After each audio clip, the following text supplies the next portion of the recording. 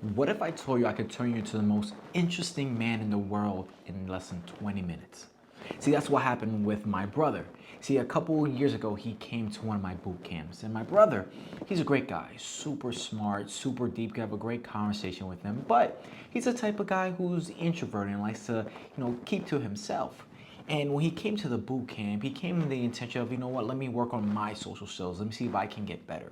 And then after with working with him for about 20 minutes, he went from a guy that for 30 something years, he was the introvert, the one that wouldn't really stand out in a crowd, to getting the manager of an upscale downtown LA lounge to buy him a drink. Not only that, to get two women to walk up to him. One was touching him on his chest, the other one interrupted our conversation and just ended up giving him the googly eyes all night.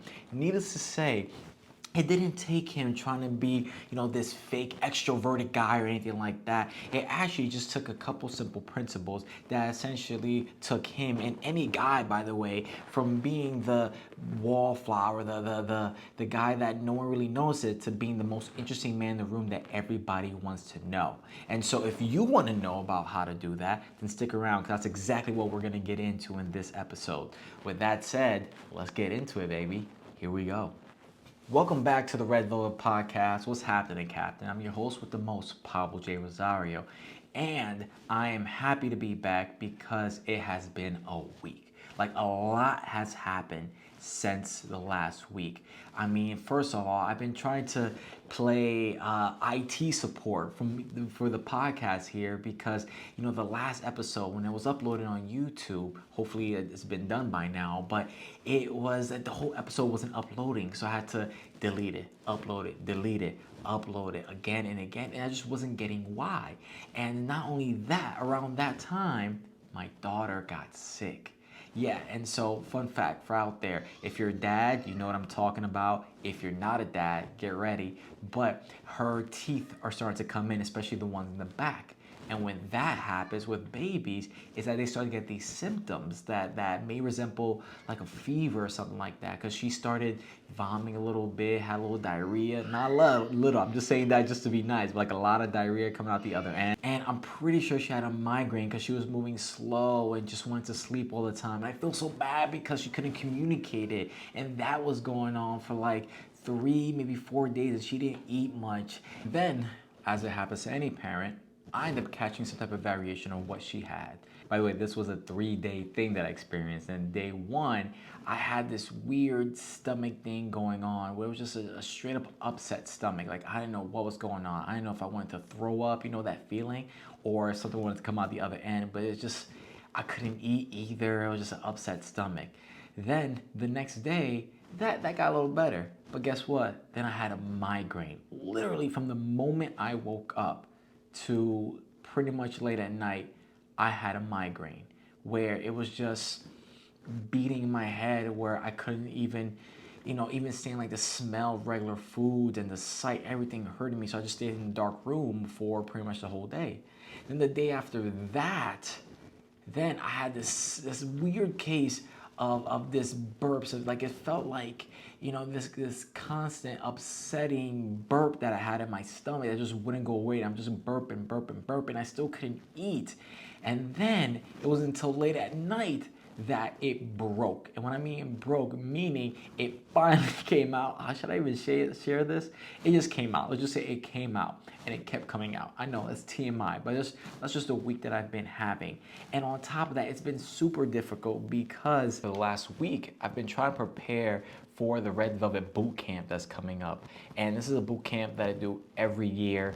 And this one is going to be different. This one is going to be high level, possibly like the highest level one that I've put on so far, because for this one, the focus is going to be on being the most interesting man. And these events, like they've had a history of just being awesome. Like I remember my cousin, like he came to a boot camp for his first one ever, and he went from just his regular life where he was in his head and maybe he felt like he had to win people over, to being so awesome that at the boot camp he had drinks bought for him. Within a couple weeks after the boot camp, he had people buy him a flight to Europe. because of what he learned at the boot camp. And so to give you an idea of the stuff that we learned there this year, like that's just a taste. This year is gonna be higher level, where the idea is gonna be about being the most interesting man in the room. And like I can't tell you how I'm excited about it, because peep this out, like everybody teaches when it comes to like meeting women, just that how to meet women, which in my mind is level 1 stuff. It's level like 0 stuff, because like, yeah, getting women is great and cool, but what about the bigger picture? What about, instead of gaming the woman, you attract the entire room? Instead of, oh, let me, make friends with this group of women, let me make friends with the manager. Like that's the next level stuff that I'm talking about right there. And that's the stuff that the guys are gonna learn at the boot camp. And so just give you a little print, a little preview of what's to come. As far as the guys, like this is what we have in store. So one of the things that they're gonna do is during the day is I'm going to teach them the basics and the formula that I have for how to work a room. Essentially, like I call this metagame, which is essentially like how to work the entire room, how to go on and talk to different groups and position yourself as that interesting guy. What do you say? How do you move? What's the order that you do it in? And so I'm gonna teach them that. The next thing that we're also going to do is we're going to focus heavily on wardrobe, because yes, you want to, of course, you want your game to be a backbone. You want your conversation and your personality to be the core behind everything that you do. However, let's use everything at our disposal. Let's play a higher game. Let's be so up there that even the way that we dress, because the way that you dress does say a lot about you. The way that you dress sets a standard. And so at this boot camp, I'm talking about the ideas to turn heads. For the one time in our lives, we will be the hot chicks. We will be the one that people turn their heads on. And so there will be a heavy focus on wardrobe. Everyone that comes there is gonna get a wardrobe makeover. So that's one thing there. The next thing is that we're gonna go to pool parties. Now, normally, I would take them somewhere during the daytime that's more low key, but I specifically planned it in this time of year because there's more people around. And number 2, pool parties in Vegas, like you can't really go wrong. It's a fun time. And lastly, at night, we're gonna go out to different lounges and hotel bars, and then everyone's gonna have the same mission. I'm gonna point you in a direction. You have 2 hours to own the room. And so like it's gonna be fantastic. Overall, it's gonna be fantastic. And again, the thing that I love about it the most is that even if you do not have, even if you do have a relationship, and even if your intention is not really to get a woman, but these skills are gonna help you in life, like to be able to work a room and make an impact in the room.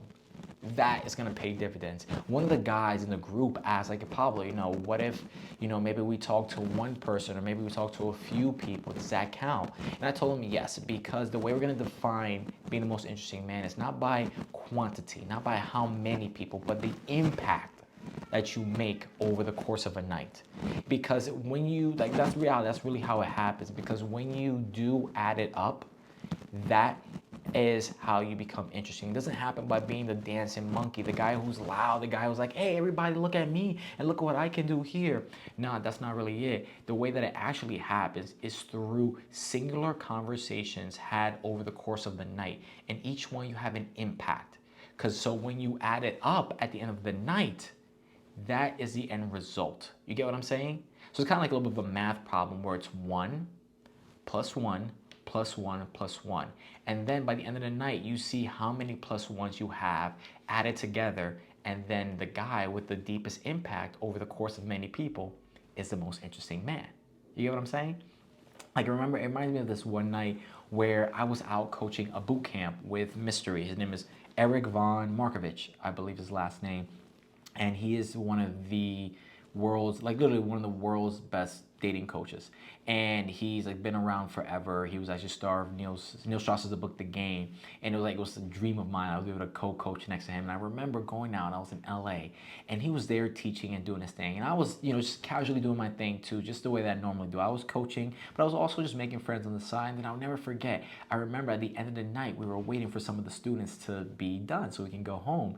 And then as we were leaving, just groups of people like, bye Pablo, oh hey Pablo, just give me a hug right in front of him. And I kind of felt like, yo, yeah, I'm the man. Yeah, like you see, I can do this too. But the thing that was so awesome about like that proved it right there that to the untrained eye, it didn't look like, oh, well, Pablo didn't really do anything. But by the end of the night, to have groups of people saying, bye, great to know you, good to meet you, give you hugs, that is representative of the impact. And that's essentially what we're going to be doing at the boot camp. And that is what I did with my brother. And when he came to my boot camp, was essentially teach you how to have impact with people. So, when you think about it and you're talking about how to be the most interesting man, what we're really talking about is how to really have impact with people. You get what I'm saying? Now, as far as like how to do that, now first let me get into why people can't do that. Like what's so hard about it? Well, with I think a lot of people, the problem why it's hard for them, first off, is that the wrong idea. They have the wrong idea of what it means to be the most interesting man. I feel like when people try to be the most interesting man, they go off what their ego wants, as far as, oh, I'm important, oh, I'm able to make people like me and make people interested in me. It's very me oriented, and all it does is feed the ego. Now we can't blame them. I mean, from what we've seen on TV, that's the outcome. And I get it, that's the same, the stuff that I teach the guys, that's the same outcome that happens. However, there's some motivation behind it. I think that stops a lot of people. It's because, like I said, they go from an ego sort of place where they just want it to be about them. They want them to look good. The other thing I think that stops them also is the belief that they have to be a certain way in order to be the most interesting man. They think like, oh, I have to be loud, I have to be extroverted, I have to be rah-rah and stuff like that. And I feel like when guys have that point of view, they end up going, oh, well, that's not me, so I can't do that. Therefore, I suck. I'm not interesting. I could never have that experience. And it creates a self-fulfilling prophecy where they just end up being the quiet, introverted guy that they've always thought they are. And so I think the truth behind that actually is, now that I think about it, like both of those things, as far as like the ego and the not feeling good enough, it just comes from the same place, which is just like insecurity. And one side, the insecurity forces guys to compensate for it and try to be cool. But again, it's not to actually be interesting, it's just to not feel insecure. And the other side, it just feeds into it, which is like, okay, I guess I am this, so I'm not going to try. And so then the question that we come up to is like, all right, well, how do we do that? How do we, become the most interesting man? Does it have to take forever? Can it really happen in less than 20 minutes? Well, absolutely it can. Absolutely it can. Now at the boot camp, we're going to be talking about this a lot. And one of those things, so essentially there's two pieces. There's an inner and an outer portion. Now the inner portion, that is a longer conversation that I can save maybe for the next episode. Why not? Maybe for the next episode we might talk about it. We'll see what the schedule is looking like. But essentially it revolves around, one, dealing with the source of insecurity, which is shame, not feeling good enough, and also reframing your response to that, and actually reframing your focus from being me focused to them focused. And when you do that, essentially your insecurity goes out the window, because your focus is not on you. It's really more like, how can I make them feel good? Rather than being like, what can I do to ease my insecurities? Ask yourself, what can I do to ease their insecurities? Ooh, I might write that one down. That's a good one right there. What can I do to ease their insecurities? And when you have that mentality, now you become charming. Now you become funny. Now you know how to give people a good time. You feel me? Is this making sense? And so, yeah, I can go into detail about that. But for this episode, I wanted to come out straight out the gate. I wanted to give you guys something practical that you can use to essentially fast forward a lot of that and get the same results that my brother did in 20 minutes, if not less. And so, essentially, there are three things, right? There are three things that you're going to need to become the most interesting man, to have that impact. And these are the three things that I'm going to be focusing on the boot camp. And that's this. So one is your unique attraction style. And I'll get into these more in a second. So your unique attraction style. Number two, it's high value conversation skills. And then number three, it's metagame. Now, I may have mentioned these before, but allow me just to dive into them a little bit and give you some practical things you can do to start having that most interesting impact now. So let's get into it. So let's jump over the first thing, your unique attraction style. So what do I mean by that? So as far as like your unique attraction style, here's the thing, that the following thing, it's super underrated. And I don't know why there's not much of a focus on it. It's essentially how you present yourself. That's a huge thing. Now I get it. And of course, like especially as a coach, we want guys to rely more on their game rather than their looks. But here's where I come in. I'm not talking about make your looks the foundation of your worth. I'm talking about make your looks as your advantage. Upgrade your looks so that way you're presenting the gold that is you and the best rapper that's possible. Think about it like a gift. Like, yes, the gift itself is fantastic, but peep this out. If you ever notice luxury brands, any luxury brands, whether it's for like Rolex or even Apple, let's take Apple for example. The Apple product itself is fantastic, but what takes it to the next level is the presentation of the boxes. You ever wonder why people just keep the boxes? It's because the presentation of opening that box, the box itself is part of that process. It's representative of the whole product. It's the same thing. Have you ever just seen videos, or rather, have you ever opened up the box to a Rolex? Or have you ever bought a high-end perfume and noticed the case that it comes in? Because it's part of the experience. Because it's part of the brand. Because here's the truth, whether or not you want to admit it, we judge books by their cover. Yes, it sucks. Yes, it's annoying. But you can look at it and think one or two things. You can either think, man, that sucks, people are shallow. Or B, you can be like, oh yeah, bet, I'm using that to my advantage. You want to judge a book by its cover? Watch this. And you can suit up, level up in a way where now you are influencing what people think. By the way you dress, you are telling people what to think, excuse me. And this idea came from essentially watching women. Because if you notice that when women go out, they turn heads. They're sexy. Like they use everything they got to accentuate the curves, the makeup, the heels. And I'm thinking to myself, well, why not for men? Why can't we turn heads? Why can't we use that and become that interesting? And so essentially what you want to do and what we're going to be doing at the boot camp is that you're going to want to dress in a way that turns heads, gets attention, and then more importantly, starts a conversation for you. Because it's one thing to look good, like, yeah, you look nice, but it's another thing where it starts a conversation for you. And what I mean by that is about, like, for example, dressing in a way that people come up to you and say, hey, I love your jacket. Hey, you have such an interesting style. Or it starts a conversation in their head like, wow, this guy, he's a character. Like, he really stands out in a nice way. He's caught my eye. Because what ends up happening is that now we've told them how to judge us by the way we present ourselves.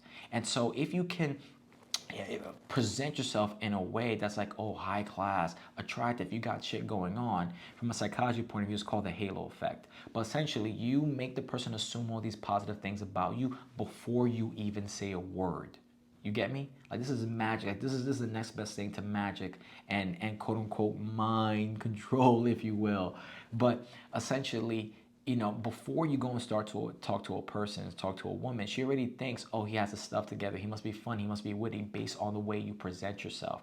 And so without you having to convey a word, you've already communicated that she has that in her head about you. There was this one time where I was in LA and I was talking just to a bunch of people. And then I sat down and talked to this one woman. And then she goes, I go, hi, I'm Pablo. And she goes, hey, yes, I saw you. Are you a promoter or something? I'm like, what do you mean you saw me? She goes, yeah, I saw you talking to everybody. And then boom, already impression made right there. And this comes from now to go to the title as far as the unique attraction style. The reason where it came from is because I found a style that's unique to me. Here's the caveat. That's why I don't try to get everyone to dress like me. I try to find the best version of them that's unique to them. Here's the reason. It's because what makes someone attractive is the authenticity. You get what I'm saying? So you can put someone in a suit, you can give someone my clothes, but it won't work the same if it's not authentic to who they are, which makes it unique. And we want things that are unique. We want things that stand out. Like, for example, if you go to, I'll give you a prime example. Like, the boot camp is going to be in Vegas. And everybody in Vegas, like, yes, everyone in Vegas looks nice. True. But how do you look nice in a room of people looking nice? You have to be unique. You have to stand out. And that's where the unique attraction style comes from. When you discover that, now you know what makes you different, what you bring to the table, and what makes you attractive. And with that information, now you have confidence. You get what I'm saying? And so with my brother, when we got him dressed up, and I tailored his outfit and the way he dressed in a way that was significant to him. So that way he was just standing there being himself, and just a certain comfort started just radiating out. He just started being comfortable. And that comfortableness and that ease started to go out into the crowd, which started to draw people to him and caught the attention of even people like the manager of that place. Let's move on to the second one, which is high value conversation skills. Now, what am I talking about? High value conversation skills, and why do you need it to be the most interesting man? Well, the truth of the matter is that the most interesting man is charming, is witty, and the reason why is because he has the ability to make you feel something. Like, his conversation skills have the ability to intrigue you, to get your attention, to make you ask more, and this is what high value conversation skills. Because peep this, when you're going out and about, whether you're talking to a woman, whether you are networking with somebody, and someone important, for instance, whether you're doing that, the truth of the matter is that you're not the only person that they've talked to. You're not the only person that's trying to get their attention. And so again, you have to make an impact. That's what we're here for. Impact. So how do you make impact? How do you make them go like this? By the way, if you get the following, this is the highest compliment you can get, which is, you are the most interesting person I've talked to all night. Like, that's how you know you're really rocking. So how do you do that? Simple. The simple answer is just focus on two things. You're going to focus on telling stories that have emotional weight, and then be good at reverse flirting. Simple as that. And stories with emotional weight is just like the way that it sounds. It's telling stories that trigger something in the person. Instead of just talking and being like, oh, so where you're from and what do you do? And, oh yeah, I went to college there, which do nothing. You can be like, oh yeah, listen, I went to that college, and there was this one time when I was deep in this one moment, I thought I wasn't gonna make it, but then we almost got in trouble, and then we came back from it, and then now, as an adult now, I remember this person, and now I'm the best thing ever, and this is the way life is. Now, you see how I got a little bit more emotion in the way that I talk, you see? And that's a lot better than just being like, yeah, I went to college there. You see what I mean? So this is how you really connect with people. And as far as reverse flirting, that's just good old-fashioned bantering. That's good old-fashioned teasing. This is wit. This is good old-fashioned repartee back and forth. That is the spice that people like. You get me? And so with that, now whenever you do talk to people, when people do talk to you, now you can back up what they have in their head. Now you're just not a pretty face. Now you're that good-looking guy who's actually funny, who's actually witty. You feel me? Now you see how I started put together? Not only do you have the look, you have the talk, you have the stories to fascinate people. Now, a lot of people can stop there, which is being able to tell those stories. And a lot of guys do work on that. But this is where it gets to next level. This is where you develop, how to be the most interesting man in the room, aka what I call the red velvet effect. Peep this, right? So the red velvet effect works like this. Essentially, it's when you attract the room, and you do that by taking everything we did as far as looking great and giving high value in conversation, and repeating that process over multiple groups over the course of the night. What that does, number one, it increases your social capital. Now, instead of being able to make friends with 2 people, now I'm friends with 8 people. Now, who's the guy that's more popular? Who's the guy that has more social influence? A guy who knows 2 people, or guys who knows 8 people? You get what I'm getting at? And even, by the way, the way that it happens too is something, we're using something called social proof here, that when one group sees you laughing and having fun, when you talk to them, they're gonna be like, oh, well, he was cool with them, so he must be a cool guy. And just like the woman who's like, yeah, I saw you talking to everybody, yeah, I was gaming the room and allowing you to see me, so that way when I did come and talk to you, the work's already done. And that's the idea of metagame. So metagame essentially breaks down is to, instead of focusing on getting a woman, focus on getting the room. Now, here's one thing though. I want to throw in one thing that's a little caveat though. I know I mentioned that you want to have an impact, and it's better to know 8 people than 2. However, let's say you know 1 person all night, but if that 1 person ends up being the manager of the place, then that one just supersedes the entire room. You get what I'm saying?